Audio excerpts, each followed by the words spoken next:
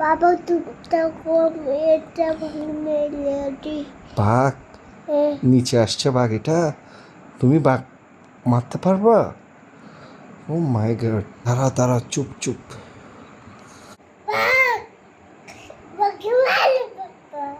ও মাই god, আমার ছেলে মনে হয় সত্যি সত্যি বাঘ মারবে। আমি একটু ঘুরে আসি। কি বাঘ ধরেছো? কি বলো? বাঘ ধরেছো?